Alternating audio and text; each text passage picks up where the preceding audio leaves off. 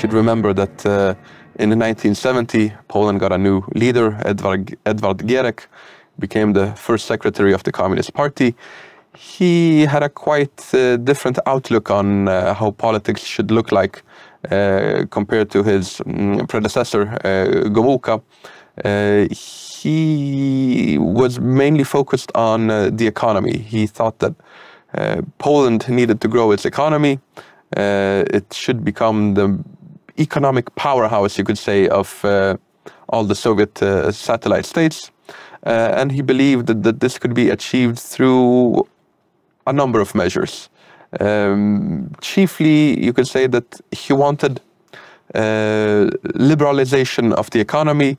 He wanted to, if not completely undo the planned economy, then at least decrease its significance for Poland's economic system. So there were some liberalization efforts. There were some initial experiments with private enterprise being given a larger role in society. This was coupled with closer relations with the West in general, but with the US in particular.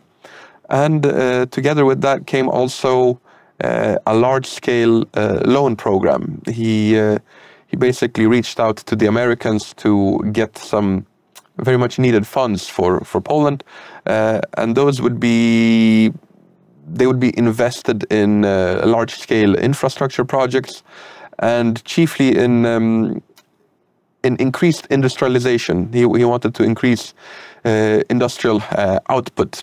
So there were some main industrialized regions of Poland where a lot of new plants went up.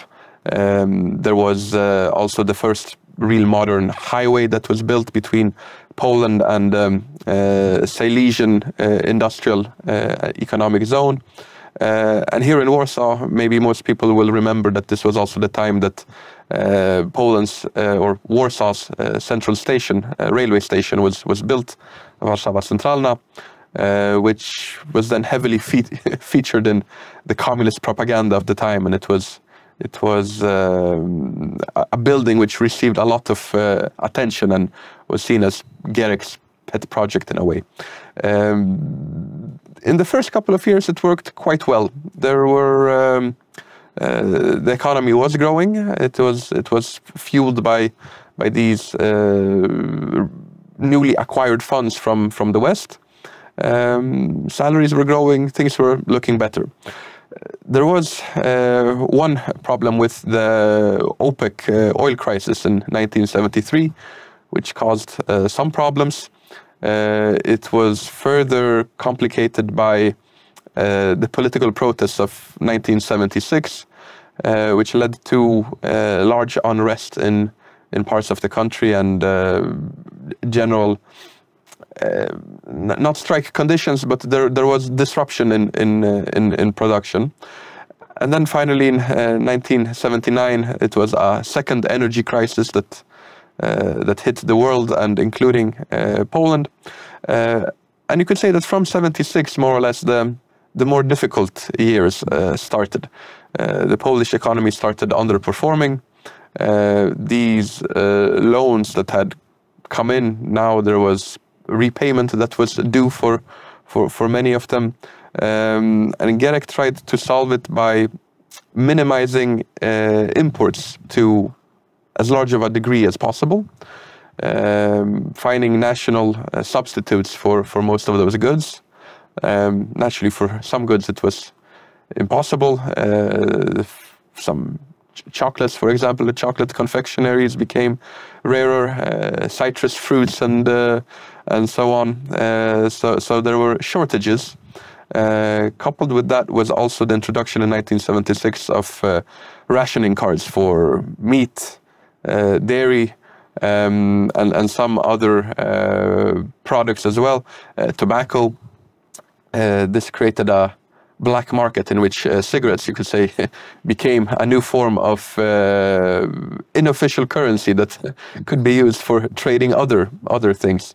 So quite interesting times, which many Poles remember very well. This problem of having to wait in lines in front of stores with empty stores practically, with their rationing cards and hoping that they would find something. So often you would have people that when they saw that a line open up in front of a store, they became hopeful. Probably it meant that some new products had arrived, and people would usually line up together with other people, despite previously not having planned to do it.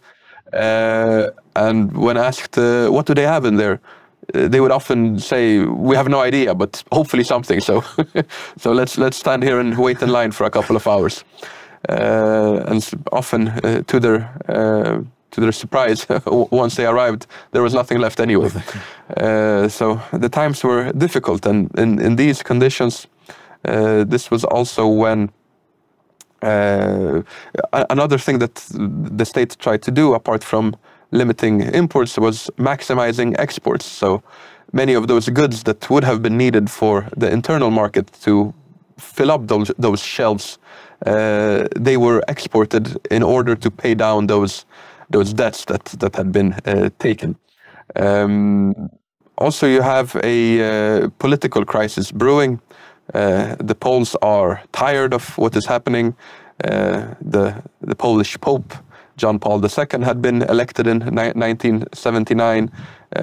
He had arrived to Poland for his first pilgrimage, and this really electrified the country. And you could say that this was an embryo that was created for future political unrest. In the coming year, in 1980, you have the establishment of a trade union, the Solidarity Movement and Solidarity Trade Union, which initially naturally was banned, as there were no independent trade unions that were allowed in the neither in the Soviet Union nor in the Soviet satellite states here in Central Eastern Europe. But after some unexpectedly large strikes and demonstrations, Gierek felt that he was under pressure, and he allowed the Solidarity Trade Union to start functioning as a legal and independent trade union, a first in the communist world. This greatly alarmed the people in the Kremlin.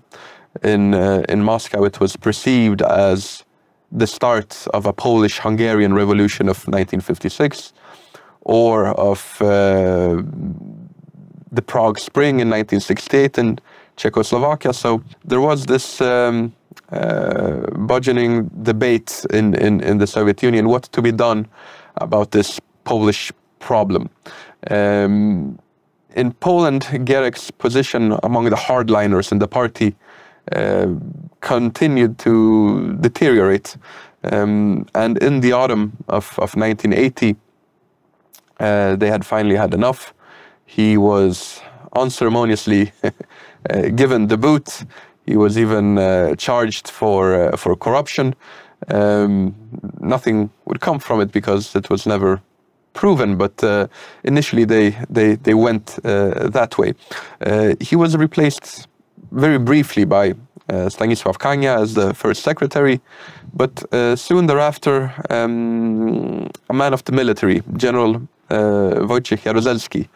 Adam, I'm just going to have to interrupt you there. The clock in the corner of the studio is winking that our time is over, but we will pick it up if we may next time. There we are. I've had to interrupt Adam almost in mid-sentence, but fear not. If you join us next time, as we hope you will, here on Poland Daily History, we'll pick up the story. In the meantime, thank you for watching.